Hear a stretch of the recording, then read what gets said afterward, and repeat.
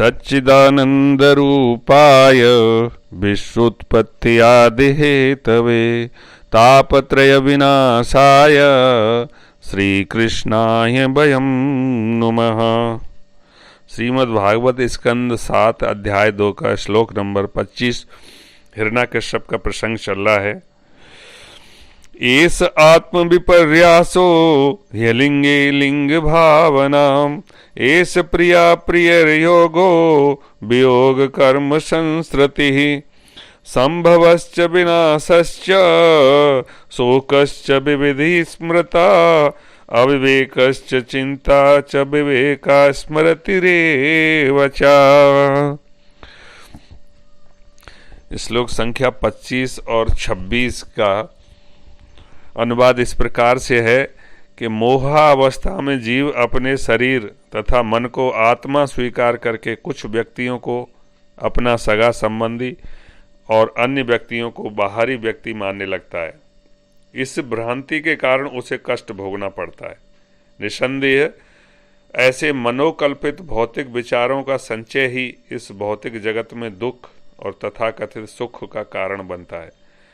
इस प्रकार स्थित होकर बद्ध जीव को विभिन्न योनियों में जन्म लेना पड़ता है और विभिन्न चेतनाओं में कर्म करना पड़ता है, जिससे नए शरीरों की उत्पत्ति होती है।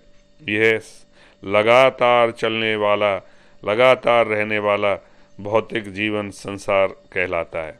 जन्म, मृत्यु, शोक, अल्पज्ञता, चिंता, ये सब ऐसे भौतिक विचारों के कारण होते हैं। इस प्रकार हम कभी उचित ज्ञान प्राप्त करते हैं तो कभी जीवन की भ्रांत धारणा के पुनः शिकार हो जाते हैं।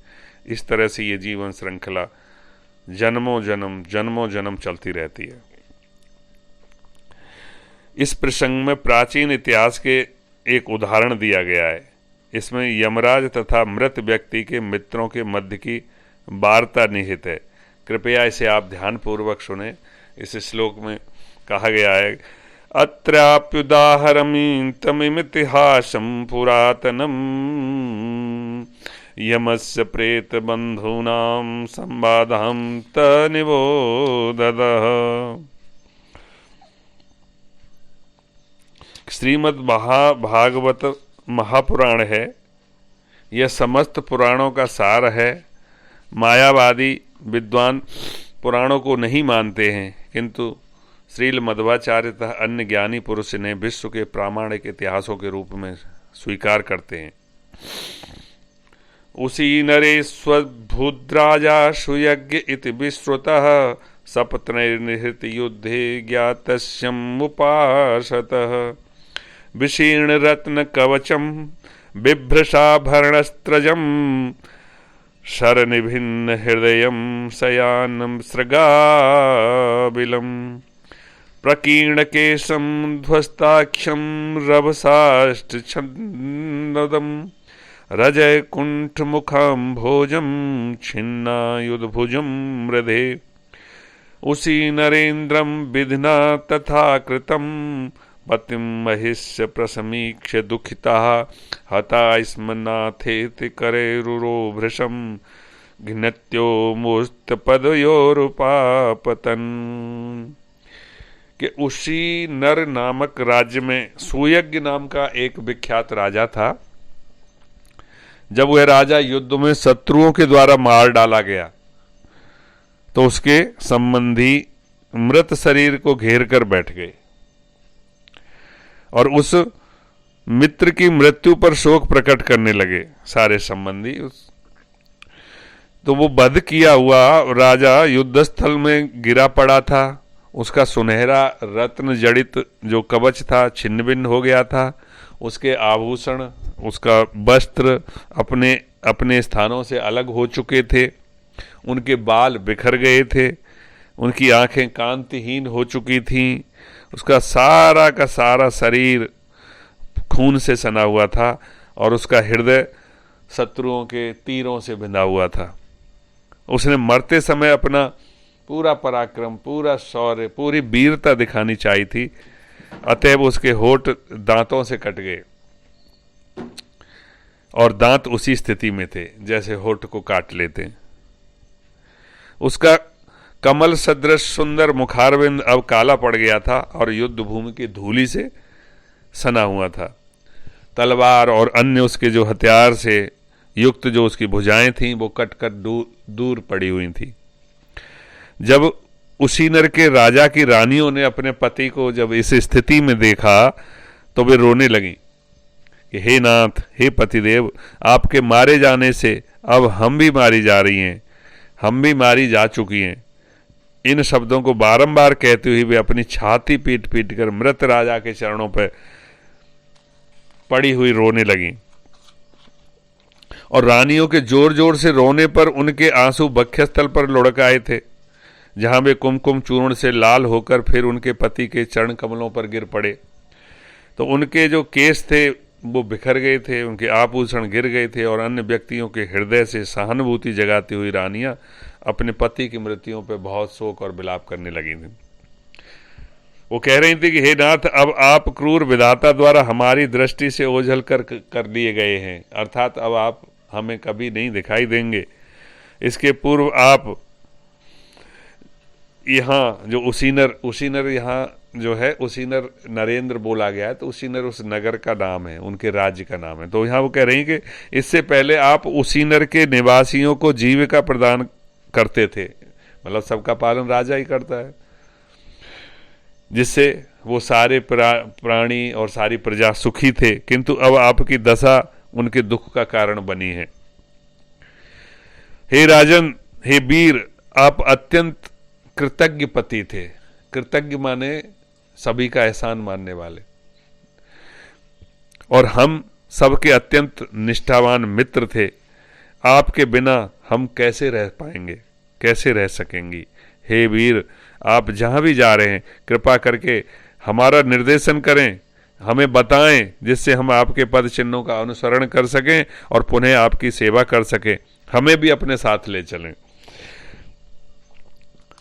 एवं बिलीपतीनां वै परिगृह्य अमृतं पतिम अनिच्छतीनां निहार मर्को अस्तसन्यवर्तता। यद्यपि शवदाह हेतु समय उपयुक्त था, परंतु रानियां शव को अपनी गोद में लिए हुए विलाप करती रहीं और उन्होंने उनके शव को ले जाने की अनुमति नहीं दी। तभी सूर्य जो है पश्चिम दिशा में अस्त हो गया। तो यहाँ पे कहा गया है कि वो उसके इतना ज़्यादा विलाप कर रही थी कि वो उसकी लाश को ले जाने नहीं दे रही। जैसे कभी किसी का जो निकटस्थ संबंधी मर जाता है तो स्त्रियों को देखा होगा रोते रोते कि वो चिपट जाती हैं उस लाश से और उसको ले जाने नहीं देती। यहाँ तक कि अर्थी जब उठाई जाती है उस समय भी उसके चारों तरफ लिपट जाती हैं और पूरा चीख चीख करके विलाप करती हैं। वैदिक पद्धति के अनुसार यदि कोई व्यक्ति दिन में मरता है तो उसका अंतिम संस्कार सूर्यास्त से पहले हो जाना चाहिए, चाहे उसे जलाया जाए या दफनाया जाए, ऐसा हमारे शास्त्रों में लिखा हुआ है। यदि वह रात्रि के समय मरता है तो अगले दिन प्रातःकाल सूर्योदय से पहले जो है दाह संस्कार किया जाता है। प्रतीत होता है कि रानियां मृत शरीर हेतु, जो बिल्कुल लोष्ठवत था, पत्थर के समान था, शोक करती रहीं और उन्होंने उसे जलाने हेतु नहीं ले जाने दिया। इससे अल्पज्ञ व्यक्तियों में व्याप्त मोह का प्रबल बंधन स्पष्ट होता है, क्योंकि वे शरीर को आत्मा मानते हैं। सामान्यतया स्त्रियां कम बुद्धिमान मानी जाती हैं। केवल अज्ञानता बस ही रानियां मृत शरीर को पति मान रही थीं और किसी न किसी कारण सोच रही थीं कि यदि शरीर को रखा जाए तो उनका पति उनके साथ रहेगा। यहाँ पर जो लिखा है कि सामान्यतया स्त्रियां कम बुद्धिमान मानी जाती हैं, तो ये अपने अपने सोच के हिसाब से यहाँ लिखा है। नहीं तो हमारे वैदिक शास्त्रों में स्त्रियां तो गार्गी जैसी अति बुद्धिमान और बहुत देखने को मिली हैं। तो मैं यहाँ पर सहमत नहीं हूँ कि इस तरह से जो तात्पर्य किया गया है। एनीवे हम आगे चलते हैं कि ऐसी धारणा निश्चय ही गोखर अर्थात गायों तथा गधों की होती है। हमने वास्तव में देखा है कि कभी कभी जब गाय का बछड़ा मर जाता है तो ग्वाले उस बछड़े के मृत शरीर को गाय के समक्ष प्रस्तुत करते उसे भ्रम में रखते हैं। इस प्रकार वह गाय वैसे तो दूध नहीं दुहने देती, बछड़े के मृत शरीर को चाटती है और दूध दहने लगती है। इससे शास्त्र के वर्णन की पुष्टि होती है कि जो अल्पज्ञ मनुष्य देहात्म बुद्धि के कारण गाय के समतुल्य होता है, न केवल अल्पज्ञ व्यक्ति तथा स्त्रियां शरीर को आत्मा मानती हैं। यहाँ सारी स्त्रियों को एक साथ नहीं कह सकते, फिर भी हमने देखा है कि एक तथाकथित योगी का शव उसके शिष्यों द्वारा कई दिनों तक रखा रहने दिया गया, क्योंकि वे सोच रहे थे कि उनके गुरु समाधि में हैं। जब शरीर सड़ने लगा और दुर्गंध ने भौतिक यौगिक शक्ति को परास्त कर दिया, तब कहीं जाकर शिष्यों ने तथाकथित योगी के शरीर को जलाने दिया। इस प्रकार अल्पज्ञ व्यक्तियों की देहात्म बुद्धि अत्यंत प्रबल होती है, जिनकी तुलना गायों तथा गधों से की जाती है। आजकल बड़े बड़े विज्ञानी मृत शरीरों को प्रिजर्व करके, हिमीकरण करके, ठंडा करके जमा देने के फेर में हैं, जिससे भविष्य में इन प्रशीतित प्रिजर्व्ड शरीरों को पुनः जिंदा किया जा सके। तो हिरण्यकश्यप द्वारा वर्णित ये जो ऐतिहासिक वृत्तांत लाखों वर्ष पूर्व घटा हुआ होगा, क्योंकि ये लाखों वर्ष पूर्व जीवित था जो हिरण्यकश्यप था, और तब भी वह इतिहास का उदाहरण दे रहा था। अतः यह घटना हिरण्यकश्यप के जीवन काल से पहले हुई होगी। किंतु देहात्म बुद्धि की वही अविद्या आज भी न केवल यज्ञों में, अज्ञों मतलब अज्ञानियों में, अपितु ज्ञानियों में भी व्याप्त है। तो जो हिम शीतित शवों को पुनर्जीवित करने की बात सोचते हैं, उन विज्ञानियों में भी व्याप्त है।